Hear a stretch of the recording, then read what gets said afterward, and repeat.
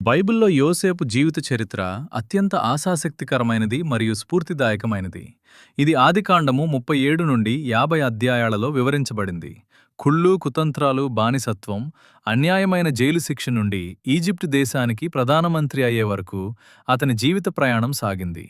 యోసేపు పూర్తి కథను సులభంగా అర్థం చేసుకోవడానికి కొన్ని ముఖ్య ఘట్టాలుగా ఇక్కడిస్తున్నాను. 1. తండ్రి ప్రేమ, అన్నల అసూయ. యాకోబుకున్న 12 మంది కుమారులలో యోసేపు అంటే అమితమైన ప్రేమ. ఎందుకంటే యోసేపు యాకోబు వృద్ధాప్యంలో అతను ఎంతో ప్రేమించిన రాహేలుకు జన్మించాడు. యాకోబు యోసేపుకు ఒక విచిత్రమైన రంగుల అంగీని కుట్టించాడు. దీనివల్ల అన్నలకు యోసేపుపై అసూయ కలిగింది. దీనికి తోడు యోసేపుకు 2 కలలు వచ్చాయి. మొదటి కలలో అన్నల పనలు తన పనకు సాష్టాంగ నమస్కారం చేసినట్లు చూశాడు. రెండో కలలో సూర్యచంద్రులు 11 నక్షత్రాలు తనకు నమస్కరిస్తున్నట్లు చూశాడు. ఈ కలల గురించి చెప్పడంతో అన్నల కోపం రెట్టింపైంది. నువ్వు మాపై రాజువి అవుతావా అని వారు అతనిని మరింత ద్వేషించారు. 2. బానిసగా అమ్మబడటం. ఒకరోజు అన్నలు గొర్రెలను మేపడానికి దూరంగా వెళ్ళినప్పుడు వారి క్షేమ సమాచారం కనుక్కోవడానికి యాకోబు యోసేపును పంపాడు. యోసేపు రావడం చూసి అన్నలు అతనిని చంపాలని ప్లాన్ చేశారు.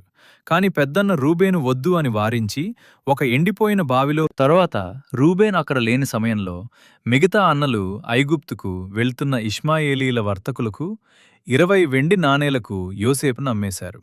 ఆ తర్వాత యోసేపు అంగీకి మేక రక్తాన్ని పూసి అడవి జంతువు యోసేపును తినేసింది అని తండ్రిని నమ్మించి యాకోబుకు తీవ్ర దుఃఖాన్ని మిగిల్చారు. 3. పోతీఫర్ ఇంట్లో యోసేపు ఐగుప్తులో ఫరో రాజు యొక్క రాజరక్షక దళాధిపతి అయిన పోతీఫరు యోసేపును కొనుగోలు చేశాడు. దేవుడు యోసేపుకు తోడై ఉండటం వల్ల అతను ఏ పని చేసినా విజయం లభించింది. అది చూసి పోతీఫరు తన ఇంటికి ఆస్తికి యోసేపును అధికారిగా చేశాడు. అయితే పోతీఫరు భార్య యోసేపు అందాన్ని చూసి మోహించి తప్పు చేయమని ఒత్తిడి తెచ్చింది. కాని యోసేపు దేవునికి తన యజమానికి నమ్మకంగా ఉంటూ నేను ఇంత ఘోరమైన పాపం చేసి దేవునికి విరోధముగా ఎలా నేరం చేయగలను అని నిరాకరించి అక్కడ నుండి పారిపోయాడు.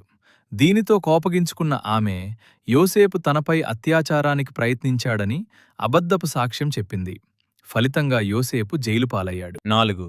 జైలు జీవితం, కలల భావం చెప్పడం. జైల్లో కూడా దేవుడు యోసేపును విడిచిపెట్టలేదు.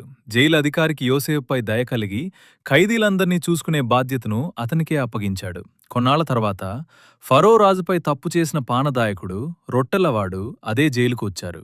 ఒక రాత్రి వారిద్దరికీ వేర్వేరు కలలు వచ్చాయి. దేవుని సహాయంతో యోసేపు ఆ కలలకు భావం చెప్పాడు. పానదాయకుడు 3 రోజుల్లో మళ్లీ తన ఉద్యోగంలో చేరుతాడని చెప్పాడు. అలాగే జరిగింది. రొట్టెలవానికి 3 రోజుల్లో ఉరిశిక్ష పడుతుందని చెప్పాడు. అలాగే జరిగింది.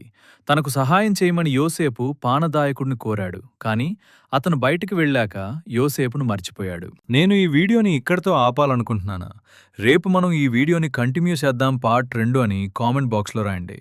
Thank you for watching. Praise the lord.